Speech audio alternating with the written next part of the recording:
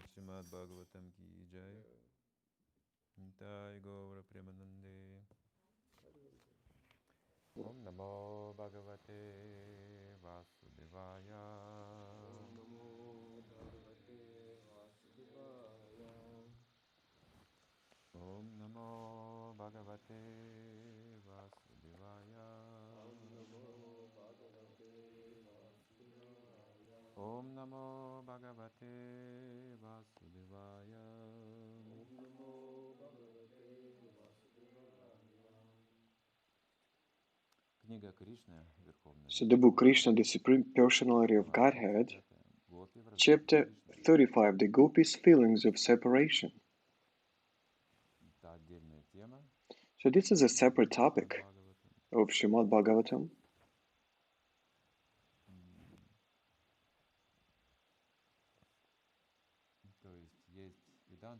There's Vedanta Sutra, and there are commands on Vedanta Sutra.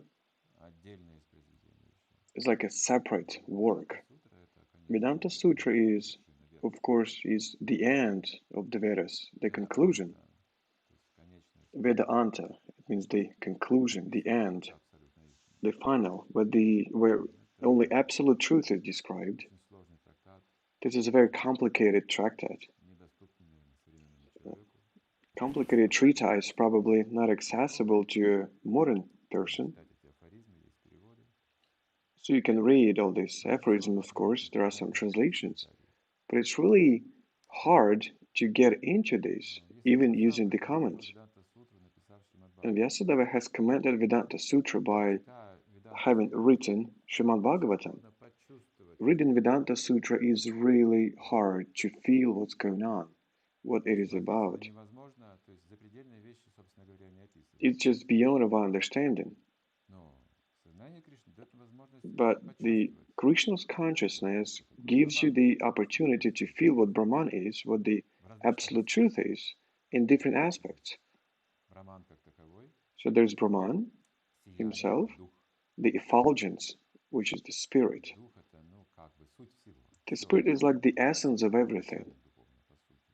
Everything initially is spiritual. Everything takes beginning from there. So the first description of Brahman, the absolute truth. And then everything has its source from there, takes its source from there. And the impersonal Brahman does not have definitions. Impersonal means not person. So this not touches everything that we're talking when we are talking about Brahman. But it's something different. It's almost not described. So Brahman is achieved by two ways. It is necessary to repeat the syllable Om and celibacy. Two things. So these two things already characterize Brahman. Only these two criteria, two characteristics. Celibacy means that a person should renounce all his feelings. Celibacy is not just refraining from sexual activity. Celibacy means balancing your mind. When this desire does not even appear, so that's what celibacy means. Well, of course, there are some attempts, like forced attempts, like when you start leading a monk life, but usually they don't have enough strength to do it. If they're not transcendental enough, it's not possible. They cannot follow celibacy without being disturbed. Of course, they have sexual desires. They try to work hard, they try to pray at night. So they force themselves to follow it. A lot of people have tried getting rid of this sexual desire.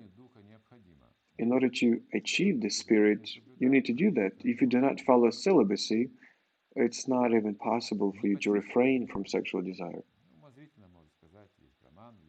Well, theoretically, you can say there's Brahman, there's God, but to feel this atmosphere will not be possible for you. In order to feel it, the syllable Om, although Brahman has no shape, no definitions, so there's an Om syllable that is given, and it's already a form. It's emanation. Although Om is just two syllables, well, actually three syllables connected together. So Om is a meditation for the wholeness. It means that you have to renounce everything. Well, we can admit that there's wholeness, but what is it? It's just Om, nothing else. And to follow it, to understand it, to feel it, you have to follow celibacy.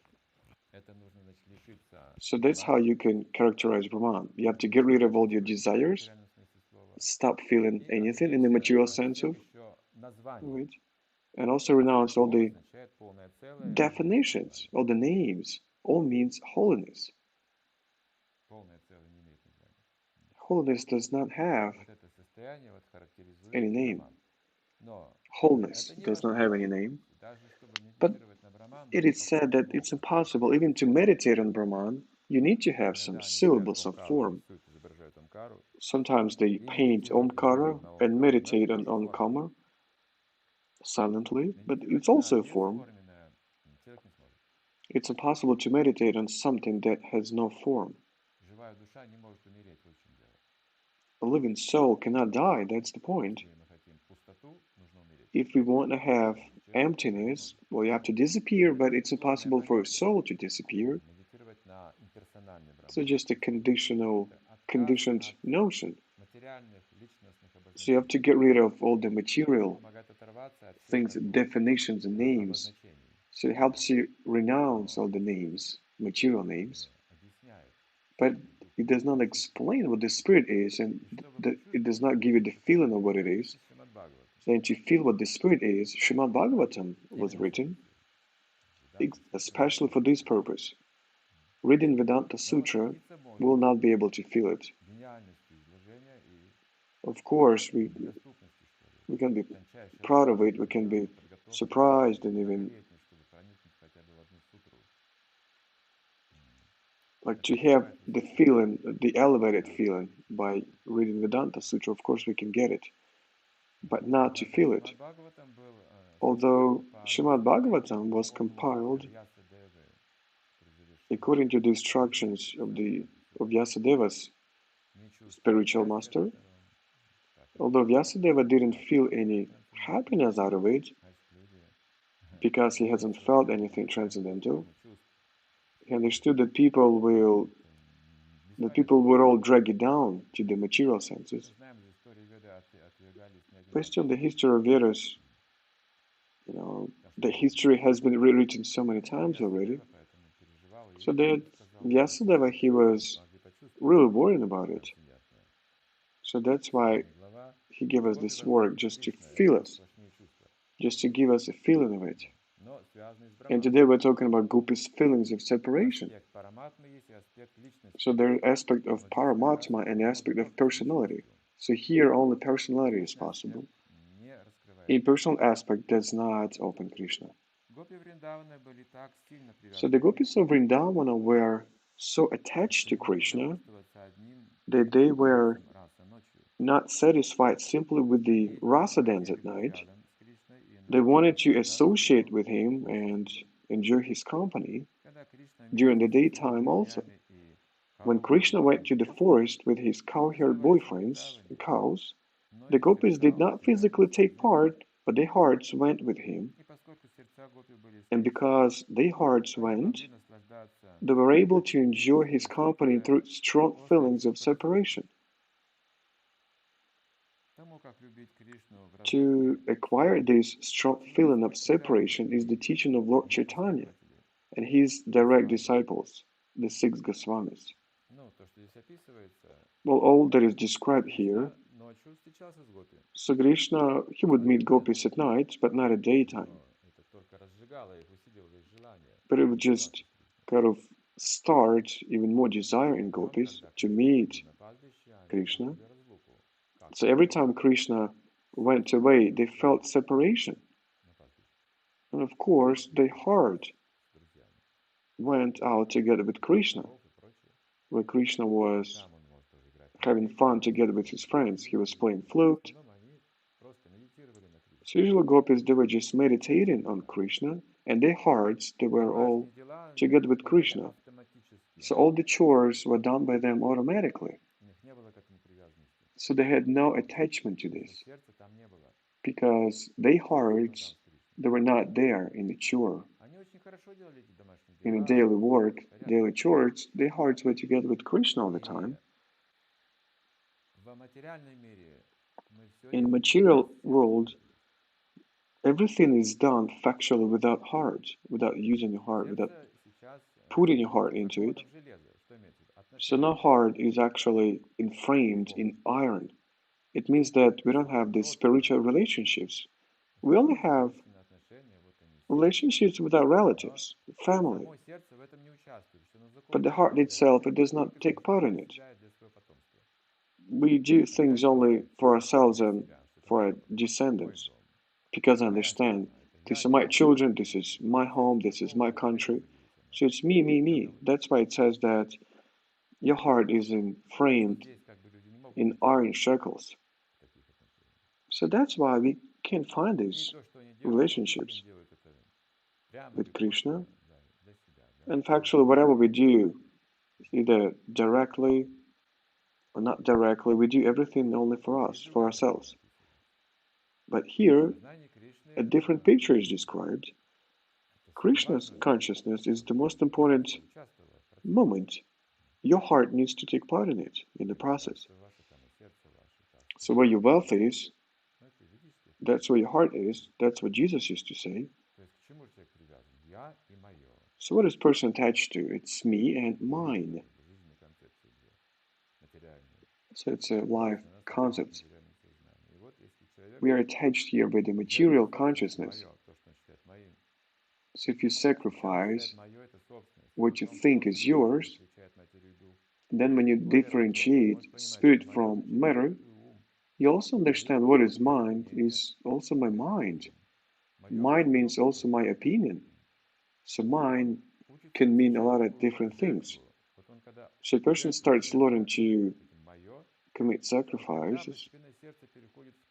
So that's how, and that's when your heart transfers towards what you actually sacrifice.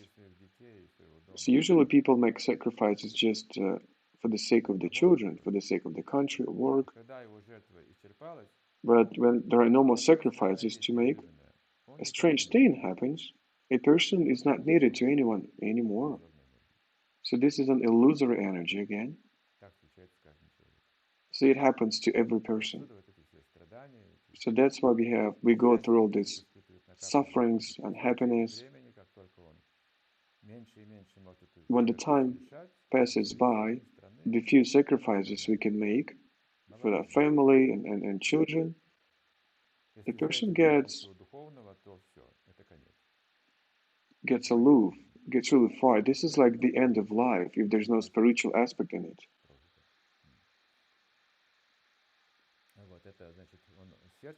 So that means that this person is giving his heart away without any real purpose.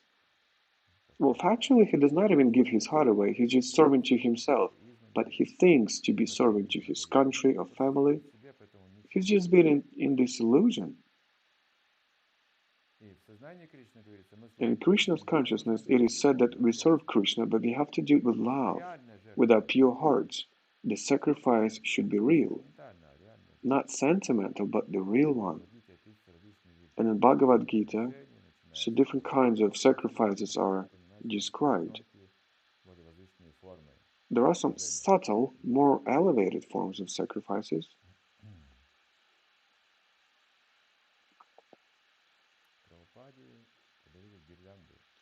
So Prabhupada was given garland as a gift. There's a picture. So someone made this garland, and it was actually pierced by $100 bills, all of the garland. So it was offered to Prabhupada. So there was even a picture taken, just to save it as a history. So the disciples, of course, they were very proud. But later on, some new brahmacharis came in with bald heads and tilakas and hotis and japa meditation. So they were newcomers. And when Prabhupada saw them, so he told them, this is the best garland.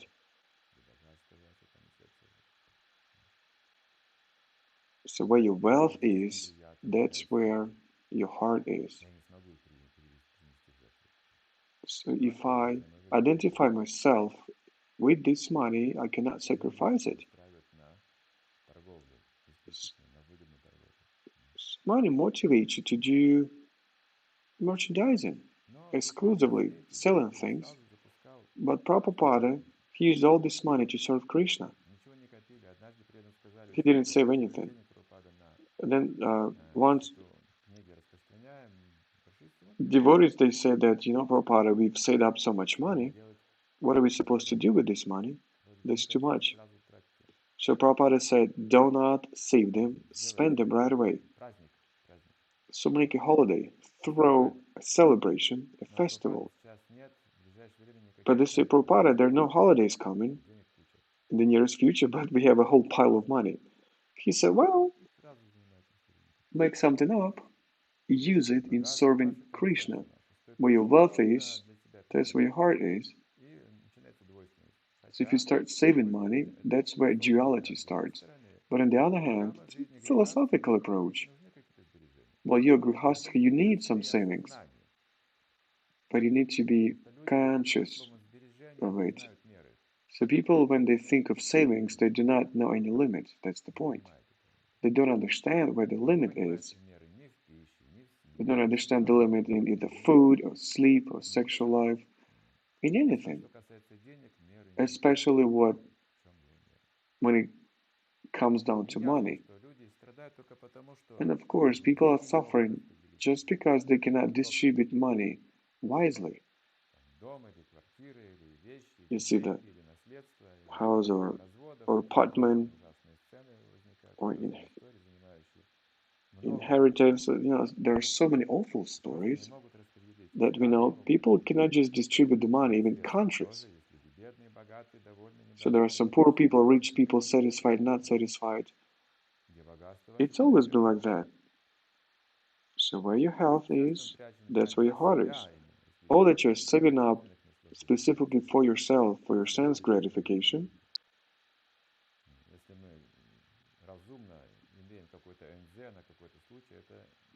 Well, of course, if you have some savings for kind of black day, that's okay, that's wise. But if you secretly hope to get some sense gratification out of these savings, this is called Maya, illusion. So how do you sacrifice? You need your heart. Money is not enough.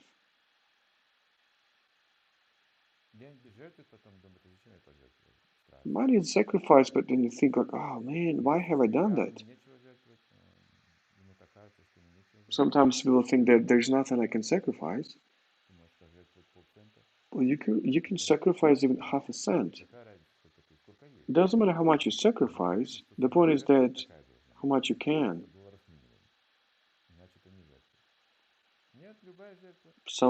Sometimes people say you can only sacrifice $100. If it's less than 100, that it's not a sacrifice. No, it doesn't mean that. You can sacrifice anything. If you live in Thomas, you can say, well, there's nothing I can sacrifice. Then say something good. And person says, I cannot say anything good. So that's Thomas.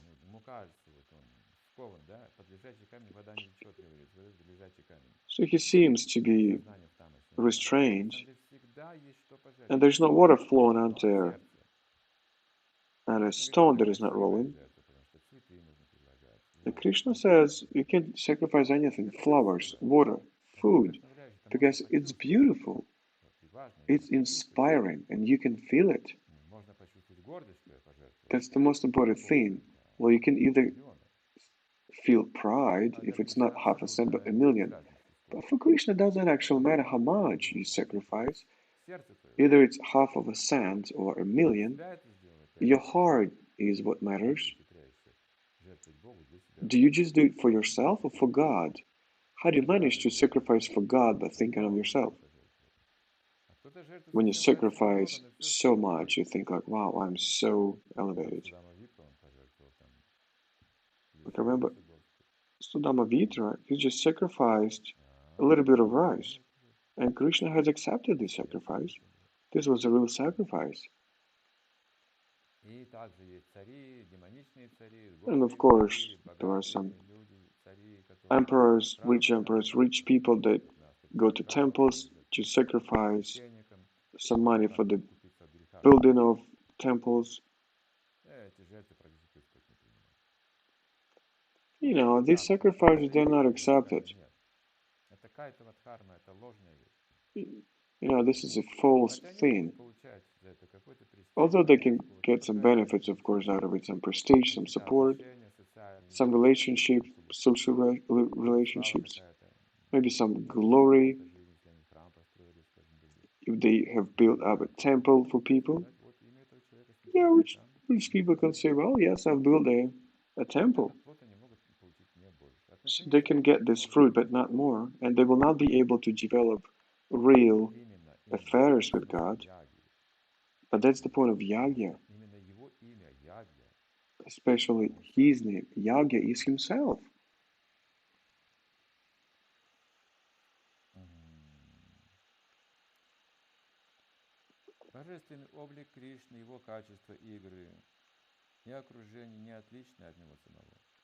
So, Krishna's transcendental form, qualities, pastimes, and entourage are all identical to him. There are 9 different kinds of devotional service. Devotional service to Krishna in feelings of separation elevates the devotee to the highest perfectional level, to the level of the gopīs. So that's why the state of mind of gopi is described here. This is a very potent state of mind. If you are in the right consciousness and you hear it, the process cannot go back. And gopis, they know about it very well. So one gopi says to another gopi, like jokingly, if you want to If you want to prosper, do not go to the bank of Yamuna, don't listen to your flute, because if your feelings will start rising, you will forget about all the material things. So just one moment of talking to such a person, it's enough. It is said that this is enough to forget about all the material things.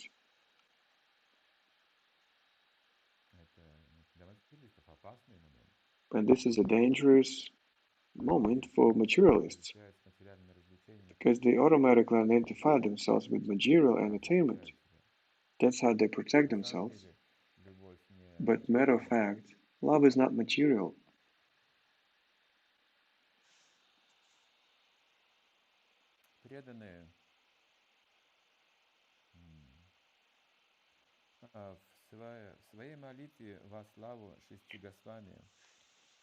In his prayer to the Six of Gosvāmī, Srinivasacharya says that they had left the material opulences of government service and the princely status of life and went to Vṛndāvana, where they lived just like ordinary mendicants, begging from door to door. But they were so much enriched with the gopīs' feelings of separation that they enjoyed transcendental pleasure every moment. Similarly, when Lord Caitanya was at Jagannath Puri, he was in the role of Śrīmati Radharani, feeling separation from Krishna. Those who are in the disciplic succession of the Madhava Gaudiya Sampradaya should always feel separation from Krishna, worship his transcendental form, and discuss his transcendental teachings, his pastimes, his qualities, and his entourage, his surroundings, and his association. That will enrich the devotees to the highest devotional perfection. Feeling constant separation while engaged in the service of the Lord is the perfection of Krishna consciousness. So yesterday we touched upon this topic. A person might not feel material sufferings. In Bhagavad Gita, it is said so. They don't go through any sufferings. The dwellers of Vṛndāvana, they didn't feel any sufferings. They didn't feel even the material existence. So this is achieved with help of yoga. You go deep into the transcendental happiness. So that is usually covered, that is covering the material desires. They dissolve them. So that's when it becomes obvious what the material body is. Because the material body, we only know it as a feeling. So the way we feel the organs of this body, well, of course we can't feel each organ separately, but we feel it differently. The doctor is supposed to say that. Just because these organs are working all together, they confuse us. But if some organ starts having some problems, we feel it immediately.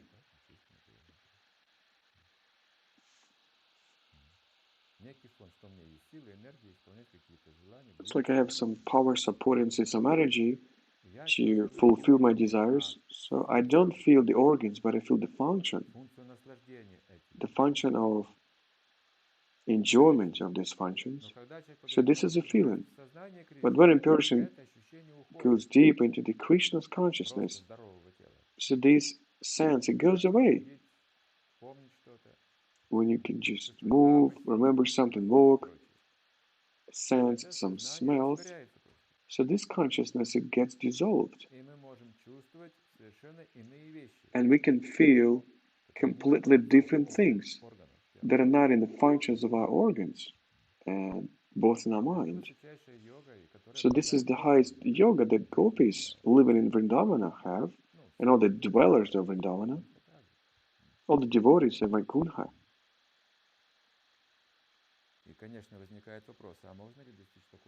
And of course there's a question, can one actually achieve such a level? Prabhupada says yes.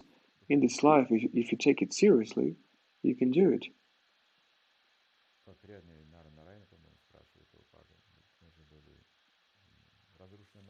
So Prabhupada said that to his devotees, remember that when I saw you for the first time, you were almost destroyed by the drugs. And these substances, they were still flowing in your minds, in your brains. And they told you that you need to chant mantra, understand their philosophy, to render devotional service. So Prabhupada was able to fix their minds. And the disciples, they were so attached to him. But when I saw Prabhupada chanting mantra, I got a question. Could I chant the mantra the same way with my almost destroyed brain and not very benevolent samskaras? And I asked this question to Prabhupada. One of the disciples says, when I was watching Prabhupada chant Maha Mantra, I could feel Krishna floating in the air. I could feel it with my whole essence. Prabhupada was just chanting mantra. And this disciple thought to himself, will I ever be able to chant mantra like this? But Prabhupada, he kept walking back and forth chanting mantra. And I was just thinking to myself, do I have any chances?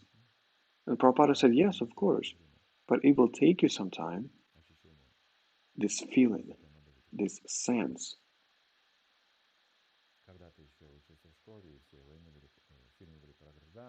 So when I was a little boy in school, all the movies that we had, it was kind of military movies about wars. So it was a movie about a civil war. I don't remember the title of it. And one of the military generals, probably from Uzbekistan, there were some sand dunes.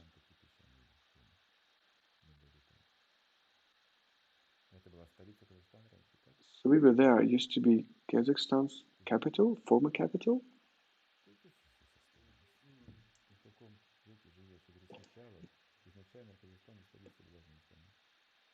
So initially, Astana was not Kazakhstan's capital. So that's because of the civil war.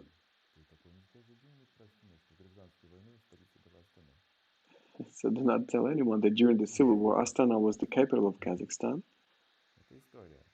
So this is history.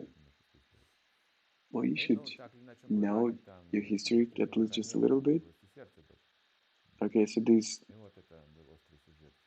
the main character, so he was hurt by a bullet, and everyone watching this movie was really worried about him. And then the locals, what kind of local sages living in these sand dunes, they said, okay, we will try something else.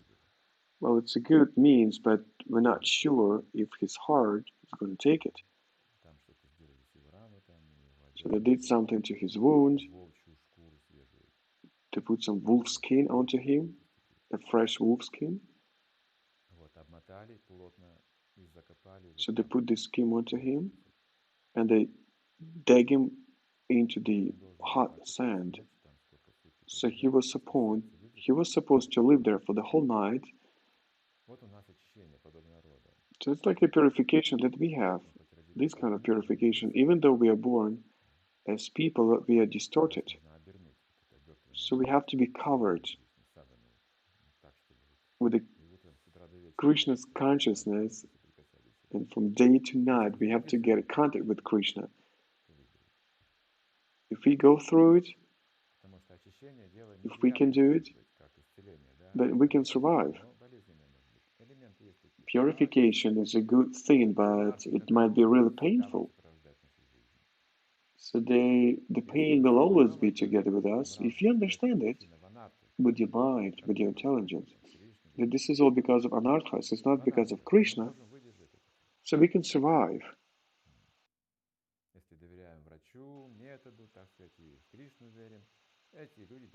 Well, you believe in Krishna, and you also have to trust doctors. Then that's how you can survive. All the artificial things, they simply do not stay here forever. They go away. An artificial thing is something that is given to me by my mind. Like there's my family, my children, my work, my body. all these names are artificial. Пока я с этим себя They are отождествляю, invoked to мне будет me непросто until практиковать. I identify with these things. В духовном мире мне нет этих I will be having some troubles because in the spiritual world I don't have these notions. A soul doesn't have these notions. То, что мы здесь Either читаем, it's man or woman, doesn't matter. не женщина, All that we are reading here is a spiritual platform. и Кришна не такой мужчина, о котором мы привыкли So Krishna is представлять. not a man in our common understanding, Чтобы почувствовать эти not just a отношения, simple нужно man. в духовный And of план. course, in order to feel it, you have to go onto the spiritual platform. Гопи часто разговаривали друг с другом о Gopis Кришне, used to discuss Krishna братья и amongst подружки. themselves, and the talks were Говорили as одна из follows. гопи. My dear friends, one gopi said, Известно ли нам, do you что когда know Кришна that лежит when на земле, Krishna lies on the ground, он облокачивается? he rests on Здесь his Vṛndāvana говорит. left Известно, вы знаете elbow? об этом, что когда Кришна лежит на земле, он облокачивается на So, левую руку, so do you know that he's resting on положив his голову на ладонь. left hand and his head rests on his left hand? You see what they're discussing? Играя на флейте и касаясь ее нежными He пальцами, moves his attractive eyebrows while он playing his двигается flute в такт with his музыки delicate своими fingers. прекрасными бровями. Извлекаемый им And звук the так sound чудесный, he что produces жители creates райских планет, such a которые nice вместе с женами путешествуют atmosphere по that the небу, denizens of the heavenly замирают, planets who travel in space with their завороженные этими wives звуками, and и beloveds останавливают stop свои their космические airplanes, корабли. for they are stunned by the vibration of Жены the flute. полубогов начинают The стыдиться wives of the своего demigods пения who are и seated музыкальных in the способностей. plains then become very much ashamed Более of their того, от singing and сердца этих musical женщин qualifications. мгновенно Not only that, but воспламеняются they любовью. become Волосы afflicted with распускаются на conjugal лбу и love, плечам, and their hair одежда and легка tight и clothes immediately свободна. loosen. Вот такой сюжет.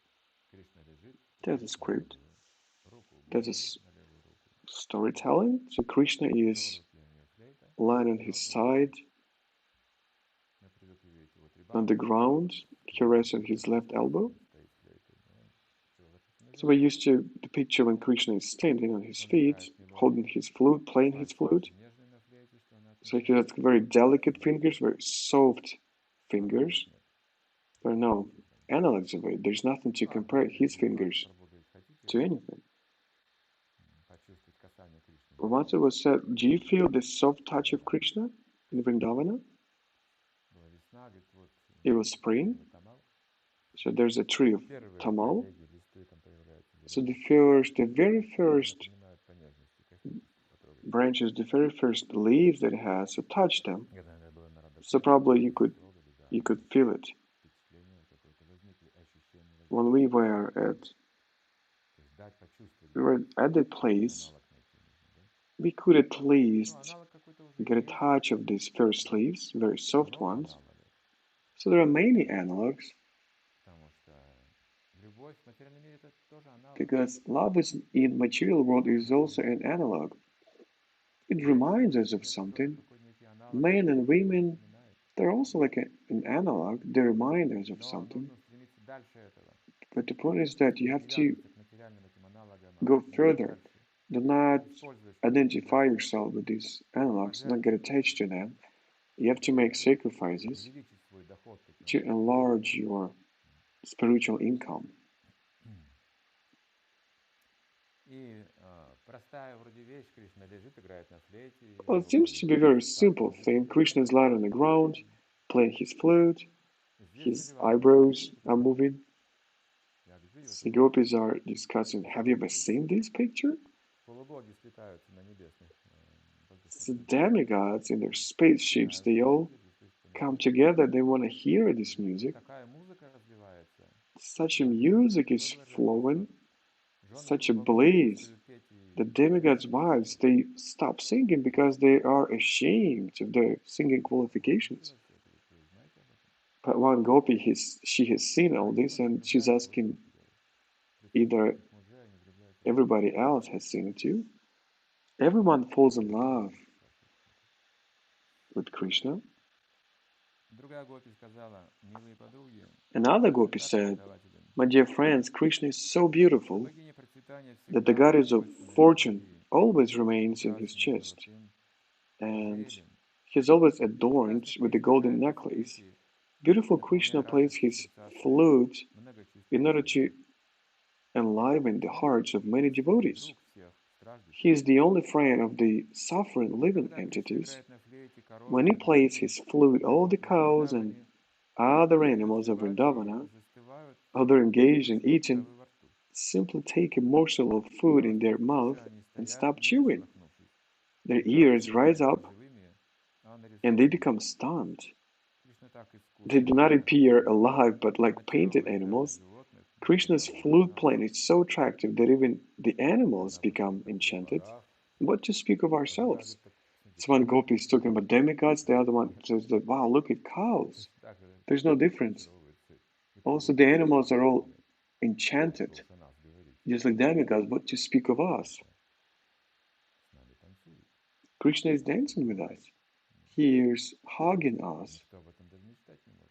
No one can ever dream of it, not even demigods' wives. Another gopi said,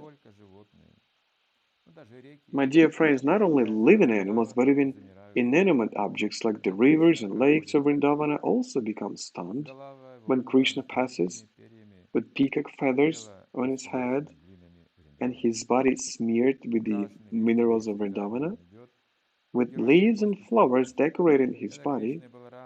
He looks like some hero. When he plays on his flute and calls the cows with Balarama, the river Yamuna stops flowing and waits for the air to carry dust from his lotus feet. But the river Yamuna is unfortunate like us and does not get Krishna's mercy. The river simply remains stunned, stopping its waves, just as we also stop crying for Krishna in expectation. So both demigods, of course, the cows, that's obvious, they are living creatures. But there are even trees and lakes and rivers. They also react to this flute. So Krishna just walks on earth, even the earth is reacting, of course. Krishna takes its clay and decorating himself. So this is all relationship. You see Krishna's even having relationships with earth. The peacock feather is on his head. He's absolute. He does not ignore anything or anyone, neither material or living things. Everything gets spiritualized with his presence. Even the peacock, the clay decoration, rivers and lakes, they simply stop flowing when they hear Krishna's playing his flute.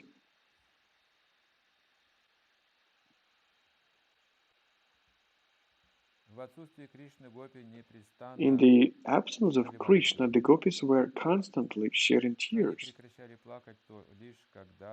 But sometimes when they expected that Krishna was coming, they would stop crying. But even when Krishna didn't come, then again they would become frustrated and begin to cry. Krishna is the original personality of Godhead, the origin of all Vishnu forms, and the cowherd boys are all demigods. So just as Lord Vishnu is always worshipped and surrounded by different demigods, like Lord Shiva, Lord Brahma, Indra, Chandra, and others. So all the basic demigods are listed here, but there are 33 million of them.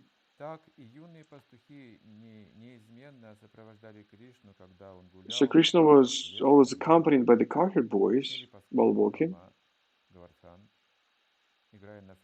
or walking on Govardhana hill, playing his flute just to call his cows. Just by his association, the trees, plants, and other vegetation in the forest immediately became Krishna conscious. A Krishna conscious person sacrifices everything for Krishna. Although the trees and plants were not very advanced in consciousness, by the association of Krishna and his friends, they also became Krishna conscious. Then they wanted to deliver everything, whatever they had, namely the fruits, flowers, and the honey incessantly falling from their branches. So you see all the nature. It's all connected with Krishna directly, very closely.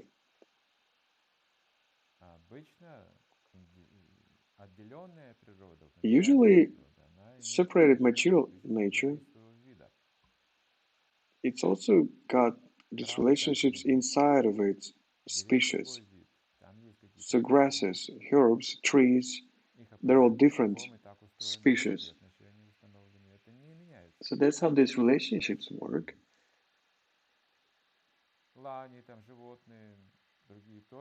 All the rest of the animals, they get reproduced, but within their species, within similar species, but not beyond. So the nature of a carnivorous animal and a deer, it's all separated. Or it's neutral, not even interested. They don't even pay attention to each other. They just don't see each other. They're conditioned. But when Krishna comes, despite the species, they all get in relationships with him. So we've heard it philosophically, but now we start feeling it reading this 10th chapter of Srimad Bhagavatam, 10th canto. Of course, we haven't seen all these miracles. Krishna stepping on stones, melting them right away. We haven't witnessed trees moving and producing honey just by the touch of Krishna. We haven't seen it, but philosophically we do understand it. This is exactly how it is described in Vedanta Sutras and Upanishads. I just couldn't feel it. So all these details that are not described there, just because they're not material, you cannot describe them. If an ordinary person reads it, he will only perceive it with his material mind. But Narada Muni said you have to describe Krishna's Leelas. If Krishna is God, everything is possible. People would have a chance to feel something, to feel that Krishna is omnipotent. So I control both moving and not moving. How can you even control not moving? Just because it's not moving, it's supposed to be not moving. So make someone not moving. Or something that is not moving by its nature, make it move. It's impossible. But when it comes down to Krishna, he can do anything. It's an order.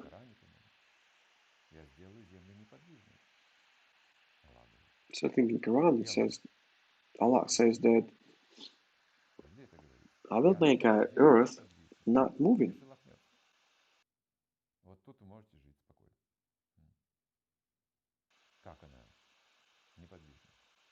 So how is it that our earth does not move? Chala and Anachala? So Krishna is both Chala and Anchala, moving and not moving at the same time. So this is control, this is management. But on the other hand, he can make anything move, even if it's not supposed to be moving. This is his will.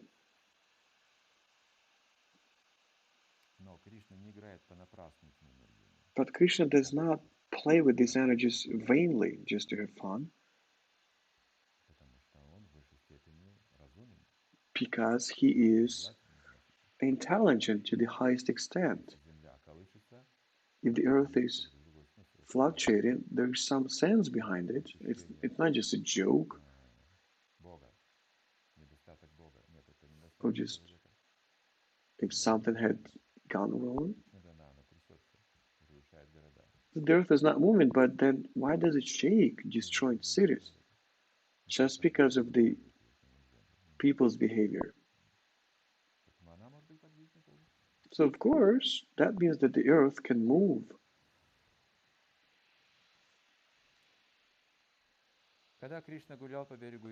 When Krishna walked on the bank of the Yamuna, he was seen nicely decorated with tilak on his face.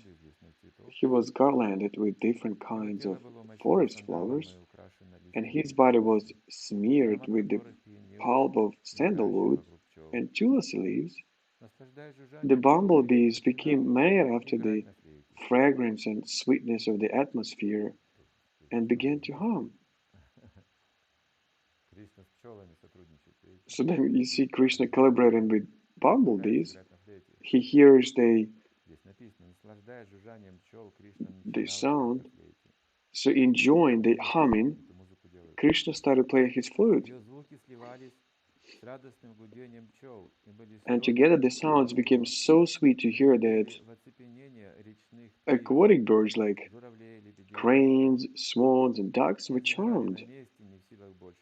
Instead of swimming or flying, they became stunned. They closed their eyes and entered a trance of meditation in worship of Krishna. So this is the power, the potency of listening, Shravanam, in changing sounds. On the other hand, these sounds, they already present. So why can't we hear them then? Why do we need to read books, go into details? Why do we need to do this work? Why can't we just hear Krishna's flute? But the point is that it's already playing. We just cannot hear it with our eyes, with our ears. So it's not that the ear hears, you know, the way it is said.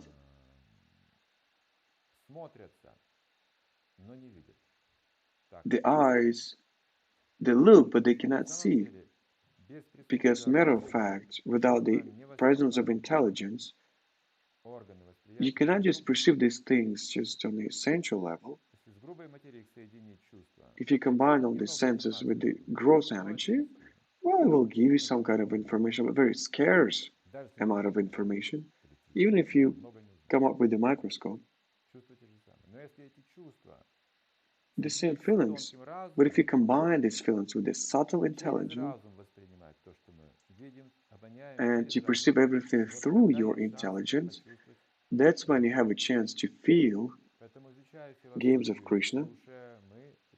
So going through philosophy, listening, we are trying to turn our intelligence on. So how does it get turned on? First of all, we have to turn on our senses. So this is intelligence. And then we start hearing something, seeing something, and so on. So here, even the birds are great yogis in the past, so they can hear these sounds. You see the way they behave? They forget the birds, some other animals, they just close their eyes and they go to trance. They enter trance. And there are no material things in trance. You don't understand who you are. One gopi said, "My dear friends, so Krishna and Balaram are nicely dressed with earrings and pearl necklaces. They enjoy themselves, both of these brothers, they enjoy themselves on the top of Gardhana hill, and everything becomes absorbed in transcendental pleasure. When Krishna plays on his flute, charming the whole created manifestation. When Krishna plays, the clouds stop their loud thundering out of fear of disturbing the vibration of his flute. Instead, they respond with mild thundering. So congratulate Krishna, their friend. So you see, when the clouds, they start playing together with Krishna, well, they usually just produce the thunder whenever they want, because they have some energy. They can produce such a powerful thunder. So they manifest the power and they like it. And it's really difficult to restrain. But when they hear Krishna, they change the mode. They do it softly. They do not, they stop showing off. So the clouds, they are Krishna's friends, as it is said. Well, it's not a fairy tale because clouds, they're also in a spiritual world. So our clouds, They're just like a copy of spiritual clouds, and of course they're in the spiritual world as well. Of course, we also have it here, just like in this material world, everything is a copy from the spiritual world. Technically, it is difficult to understand. You just need to feel it. In this case, you just need to feel it. Well, we've already passed by philosophy. So Vedanta Sutra, we already chant Hare Krishna mantra. We practice Bhakti Yoga, the pinnacle of everything. But now we have to feel. You have to get rid of all the doubts and try just to feel what it is about, the 10th canto of Bhagavatam, the smiling face of Krishna. And that's it. We just need to feel it. We just need to feel this set of mind.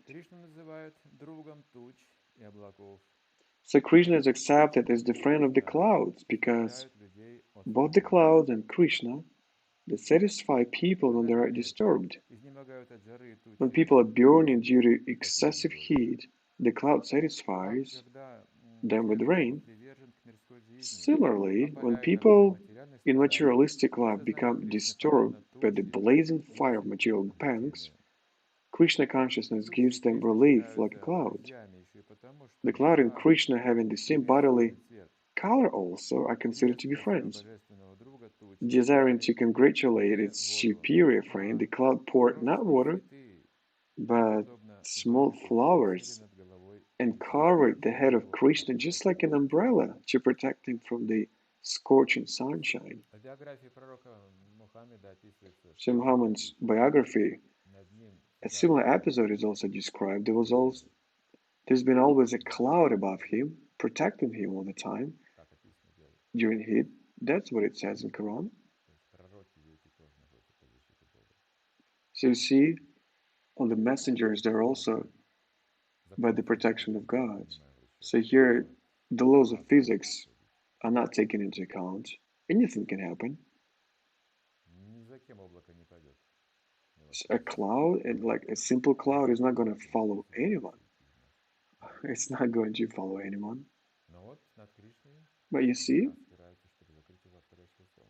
the clouds, they get together in order to protect Krishna, just floating above him.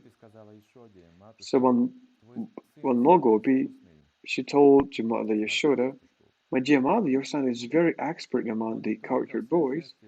He knows all the different arts of how to tend the cows and how to play the flute.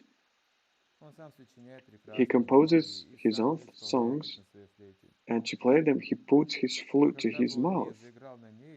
When he plays, either in the morning or in the evening, all the demigods, including Lord Shiva, Brahma, Indra, and Chandra, bow their heads and listen with great attention. Although they're very learned and expert, they cannot understand the musical arrangements of Krishna's flute.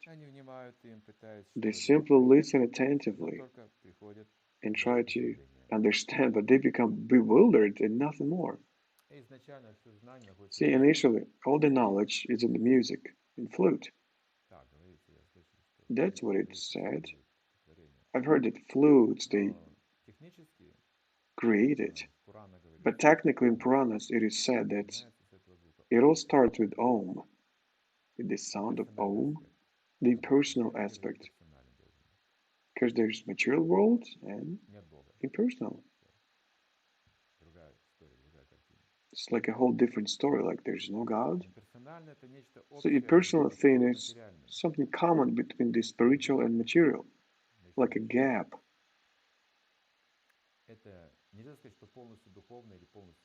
It's not like you can call it fully spiritual or material, it's both. You cannot even explain it, but Prabhupada says Om, Aum, it's actually 3 syllables, Radha, Krishna, and living entity. This is the initial position of the absolute truth. So there's Krishna, there's the energy of enjoyment, and there's Shiva, and there's Jiva, I'm sorry. So these are 3 whales. So getting together, they form the Aum sound, because Om is the seed.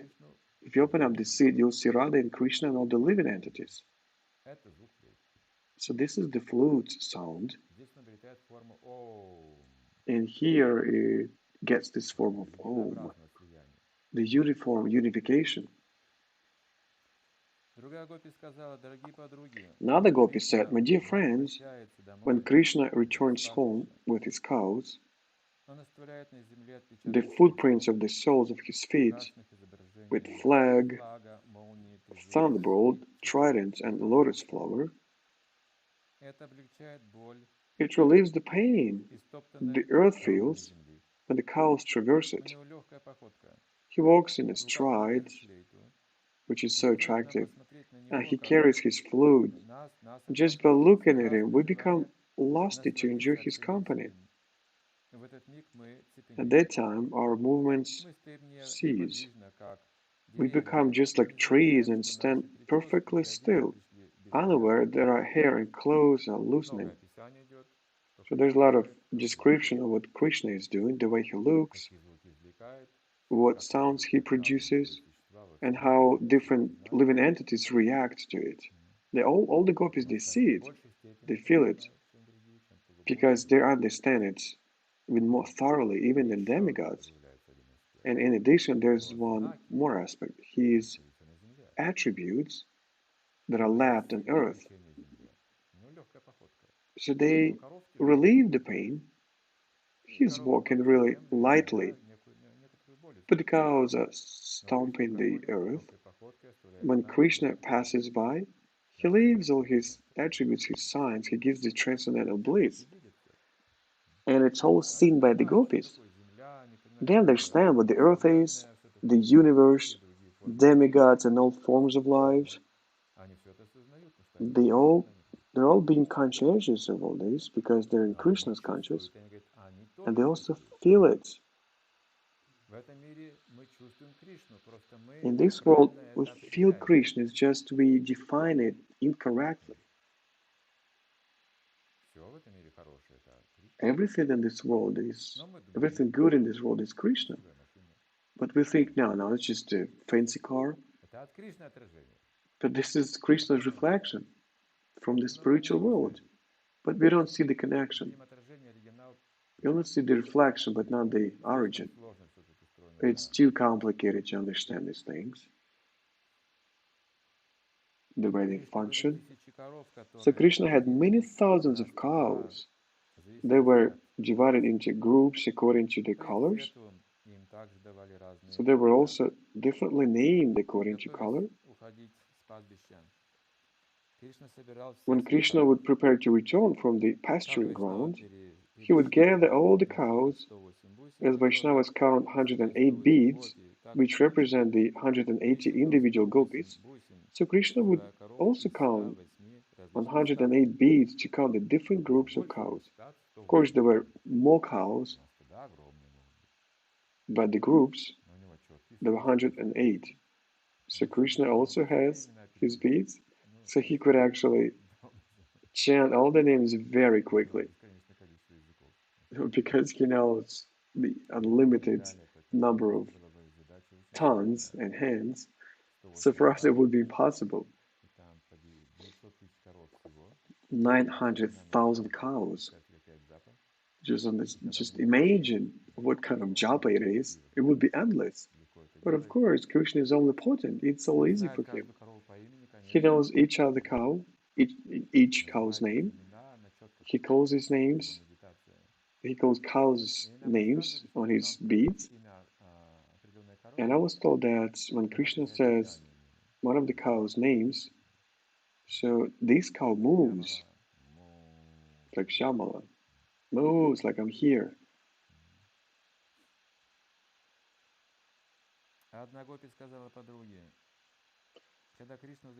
So one gopi said to her girlfriend, when Krishna returns, he's garlanded with tulasi leaves. He puts his hand on the shoulder of a cowherd boyfriend and begins to blow his transcendental flute. He usually does that when he comes back, it is said so. So usually he's got a garland made of tulasi, and and his hand resting on one of the cowherd boy's shoulders. So the wives of the black deer become enchanted upon hearing the vibration of his flute, which resembles the vibration of the Vṛndāvana. The deer come to Krishna and become so charmed that they stand still, forgetting their homes and husbands. So all these are spotted by gopis. This is all udipan, all that they recall. Just like the deers react, the earth, the demigods, the trees. So this is all called udipan.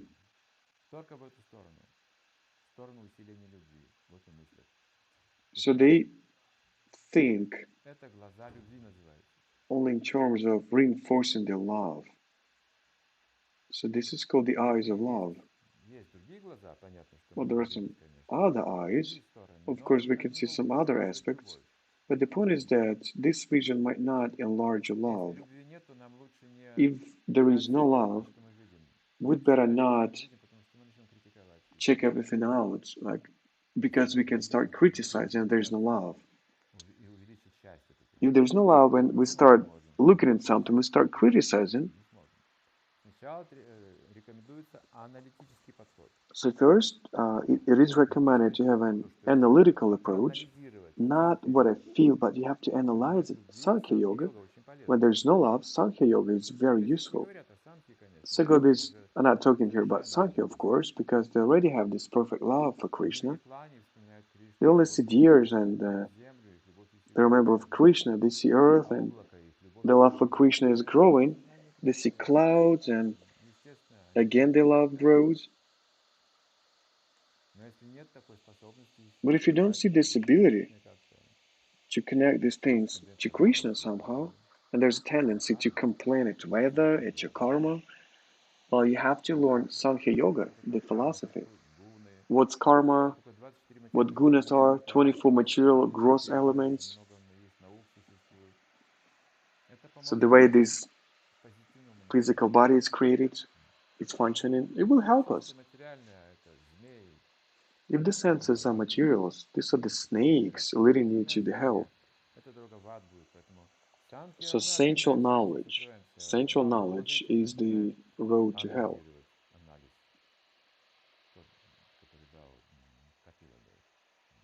So Kapila Dev, he gave us this analysis. Sankhya Yoga.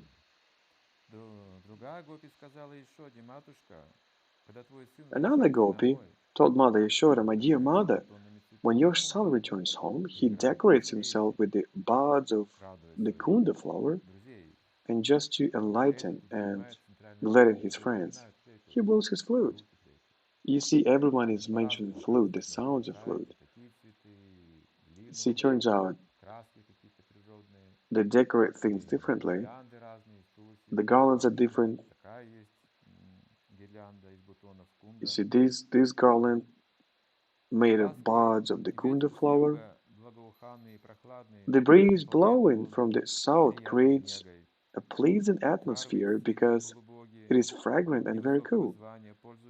So many demigods like the Gandharvas and Siras take advantage of this atmosphere and offer prayers to your son by sounding their bugles and drums.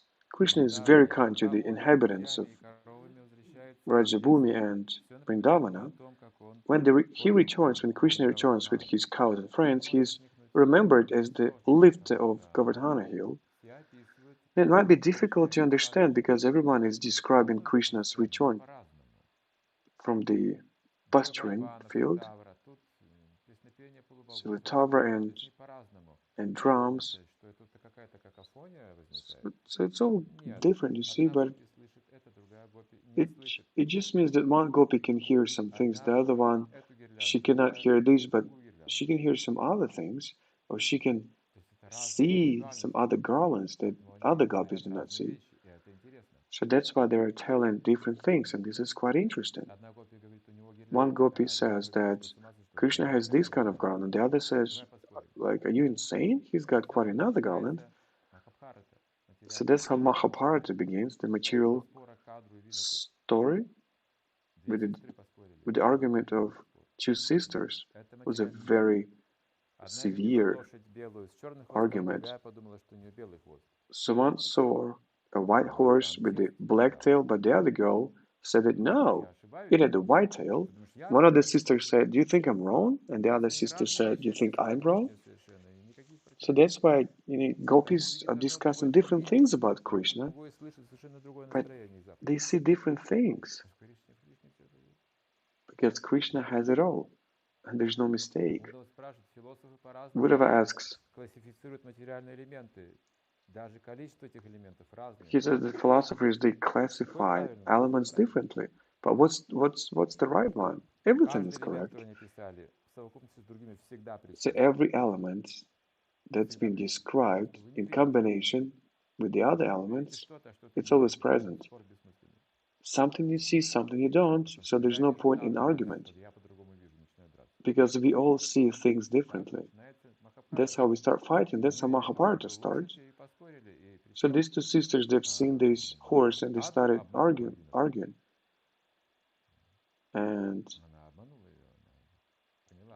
Vṛndāvana, the sister, she deceived her sister. There was a divine horse, moon horse. So they saw the horse pass by just like a lightning. And one of the sisters, she's understood. But she had produced some snakes already by that time. So she has summoned all the snakes.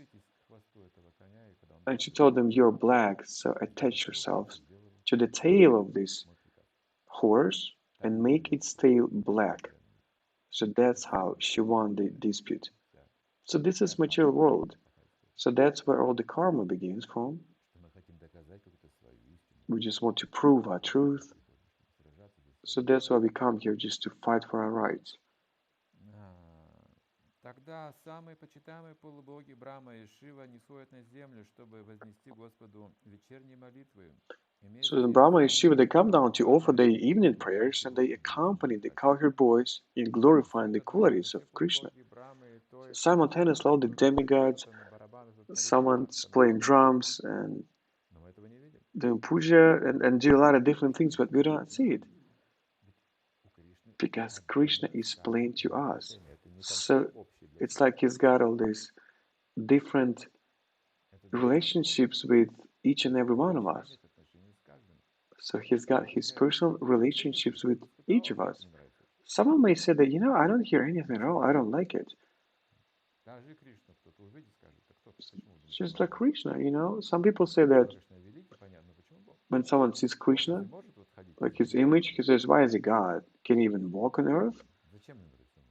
Why does he even need it?"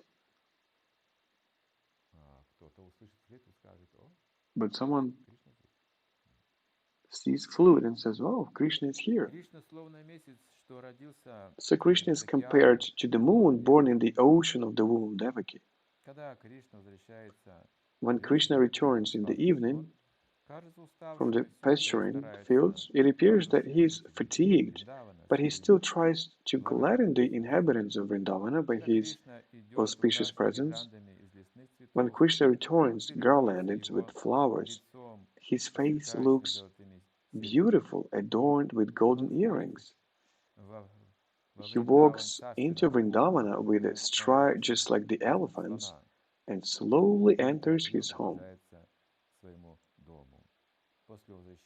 Upon his return, the men, women, and cows of Vṛndāvana immediately forget the scorching heat of the day. Well, it seems like our life is not so bad. It feels like, well, that's okay, but as soon as Krishna appears, it turns out that we had been just sleeping, and we had never felt any happiness before. It's just we had been sleeping in illusion. Just like the Vṛndāvanas, dwellers, inhabitants, they're in Smaranam. They're in Smaranam in Krishna's consciousness. And they do the work, but when he comes back, it's like they get enlivened. It's a huge difference when Krishna is personally present there. So that's how they get even more attached to Krishna. Вспоминали о божественных лилах Кришны, So that's когда how они they were самого не было в remembering Вриндаване. the transcendental games of Их Krishna when he was рассказывали, not как in понять, Vrindavan, насколько привлекательна and they Кришна не только для людей, но tell и us, для других they give us an существ. understanding of how Krishna is attractive, not only humans, but all the В Вриндаване other очень entities. тянутся все, Everything is не attracted to только Krishna in люди, но и Vrindavan, растения, including вода, trees and коровы plants и and water, животные. animals like deer and Все cows. беседы гопи совершенным образом описывали притягательную силу So Кришны. that's the perfect description of Krishna's Для тех, кто хочет attractiveness by достичь gopis. сознания Кришны, The должны example of the следовать gopis is примеру very гопи. instructive to persons who are trying Вспоминать to о be любви к absorbed in Богу можно Krishna всегда consciousness. общаться с Ним. One can very Когда easily человек associate начнет with Krishna постепенно simply любить, by суть remembering сознания his Кришны в том, чтобы transcendental передать всему pastimes. любовь. Everyone has a tendency to love Постоянно someone. повторяй мантру Хари Кришны и That Krishna should be the вспоминая object божественную of любовь к love is the Кришне, central point of возможно Krishna полностью consciousness. погрузиться в By сознание Кришны. constantly chanting the Hare И Krishna человек mantra станет возвышенным and remembering the сознателем transcendental Кришны. pastimes of Krishna, one can Как be в fully Веданте in Кришна Krishna выполнил consciousness слово and thus make his life 35. sublime and fruitful. Гопи в разлуке. So thus ends the Bhaktivedanta purport of the 35th chapter of Вот Krishna, следующая глава будет the трагическая gopis' feelings of separation. But the next chapter is going to be tragic. и очень сложно описать и почувствовать. It's very difficult to describe Но and после того, feel как it, прочитали, but after we дает have just некоторое read, it gives представление. us А это будет some называться Камса посылает understanding. Акруру за So Кришной. this next chapter is called Kamsa Страшно. sends Akrura for Krishna. So this is a scary story, a terrible Есть story. ли вопросы? Do we have any questions today? Как ведет себя тот, кто не отождествляет себя ни с чем в материальном мире? Как он выглядит? Чем So the one that is not attached to anything in this material world, what does it look like? В Бхагавад-гите это подробно In описано. Bhagavad Gita, it is Как described трансценденталист in живет в details. мире, как ведет себя. So the way a transcendentalist is Главное, leading что his не life. разделяет людей на друзей и врагов, The point is that he does not differentiate не animals from результаты friends. своей деятельности, He's not attached to the не fruits of his печалится, activity. когда теряет He что-то, doesn't get радуется, когда sad. приобретает. He doesn't get upset when he loses something, or Равно относится ко всем doesn't живым существам. get too happy when he gets something. Эти описания He много treats all the living entities in the Бхагавад-гите. same way. So you can read it all in Bhagavad Gita. Указывает на то, что All the человек не symptoms. отождествляется с материальным телом. They say that this person does not get himself identified with the physical body. душе, которая недавно ушла из тела? So can I give the fruits of reading Bhagavatam to a soul that has already left this world? Плоды, прочтения. Можно ли отдать плоды прочтения So can I just read Bhagavatam and give these benevolent fruits to a soul that has already left a body in this physical world? Well, yes. Why not? When you read Bhagavatam, you can, of course, dedicate its fruits to the person that's already left this physical world. So when you're being compassionate to someone that you are in love with, and when he leaves his physical body, you wish him the best. And when you read Bhagavatam thinking of him, that's how you pass all these fruits. When you have this compassion, this memory. How?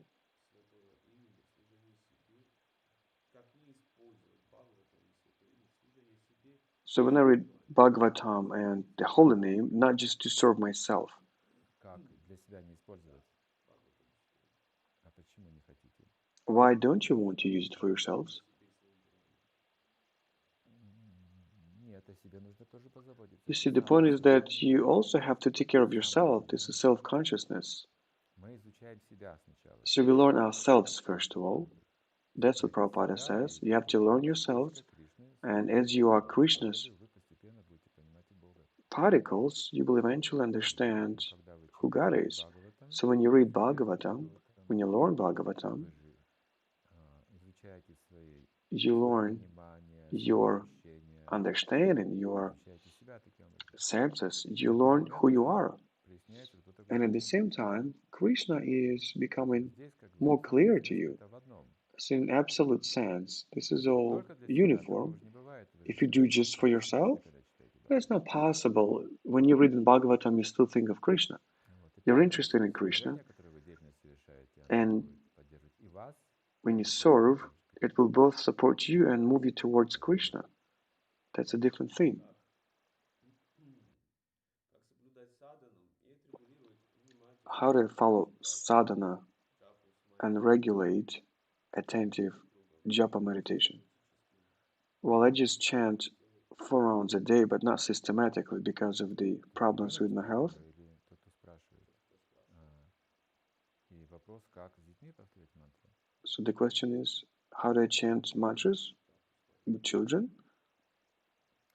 Я понял так, что Well, from what I've understood, да, как все-таки джапу повторять. when you chant В этом смысл, да, что дети отнимают mantra, время, так? Mahamantra, the children do not let you do this. Болезнь, у него, да, психика, еще маленькие дети есть у человека, да? I guess when you have little children. Такая трудная ситуация, да? Ну, значит, нужно повторять сколько можешь. Well, in this case, you can chant as many rounds as you can. If it's just 4 rounds, that's okay as well.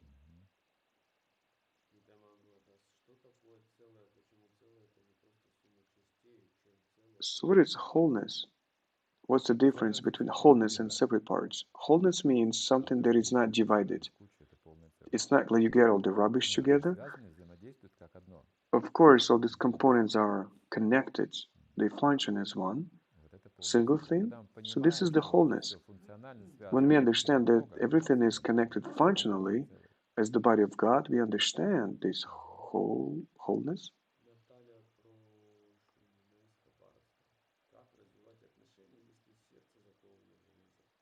So how is it possible to develop relationships when my heart is carved in iron? Well, holy name, it's so potent. Krishna is so powerful. If you want to melt your heart, Krishna will get into there. The fire gets into the metal and it melts. So that's how eventually you can increase the temperature by chanting japa, and your heart will melt.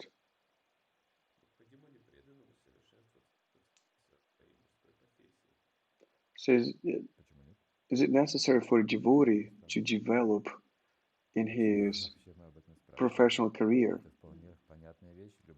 Well, this is quite obvious. Every child even understands it. A person should be developing in whatever it is he's doing in this material world. So developing in material activity is just like developing in Krishna's consciousness, because activity is actually devoted to Krishna. It is dedicated to Krishna. So Arjuna is working a lot. He's practicing. He's going through all these martial arts. He was even taking some extra classes because he was training even after all the classes were finished. He was the best archer in the world as a result. Why? Because he was serving, he was using his skills to serve Krishna, to serve God. That's the point of your talents and skills.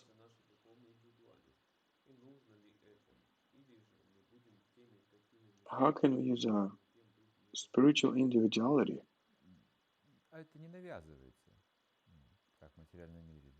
See, it's not invoked on you, just like in the material world. You're given this body, there's nothing you can do about it. Spiritual body is not invoked onto you. This is what we always want to do for Krishna.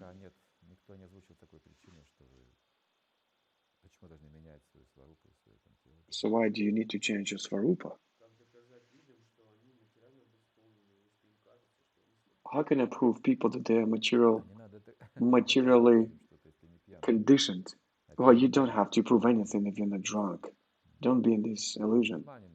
So these people are illusioned. They're kind of drunk. So how can you prove it? Krishna's consciousness is not for him so far, but he admits that there are some sufferings in this world. Then yes, you can start philosophizing with this person. A philosopher starts to be a philosopher when he understands, when he admits that there are some sufferings in this world. But when people say, oh, everything is wonderful in this world, why even to think about it? When you see that not everything is so perfect in this world, then you start asking questions why and how and for what, where from. You have to understand it, избавиться от этих страданий. how to get rid of this Поэтому людям, которые вот гедонистически настроены negative на things. жизнь, наслаждаться, у них нет вопросов к этому. Им нужно просто дать просад. So you just give О, это вкуснее, чем я prasadam что-то ел до to этого. these people, and they say, "Wow, this is Возникает the вопрос у человека. tastiest thing I have ever tasted. Такого никогда не ел. What is it? Просад, I've never tried it. Богу. Prasadam? What is prasadam? Просветление. This is food for God. Oh, that's how I get enlightened." Поэтому сосредоточиться для общей массы людей So you have такого to, рода распространение просад. you have to concentrate on giving prasadam to such people. Do not prove anything to them. Just give them prasadam. Не могу наладить отношения с преданными, как? So you cannot be in good relationships with devotees. So what should I do? Well, you should, Быстрого духовного роста, то if you want to grow spiritually, you have to have good relationships with devotees. Just the way you can. должны быть прям такие, знаете, братские. Doesn't have to be perfect relationships, like very close relationships. At least neutral kind relationships. You have to develop Если у вас нет them. такого плана в этой жизни, да, развить сознание Well, Кришны, if you don't have ну, можете a plan in this life to develop Krishna's лично consciousness, отделенно от well, you преданных can do it служить, individually, молиться, separately from служение делать, devotees, тогда уже chant mantra, do это some, труднее. render some service to Krishna, but it's more complicated Критики, от because it will be hard for you to restrain yourself from criticizing devotees. It's better to remain devotees and be in good relationships with them. Хорошо. Спасибо большое. Thank you very much. Prabhupada ki Srila jai. Prabhupada ki jai.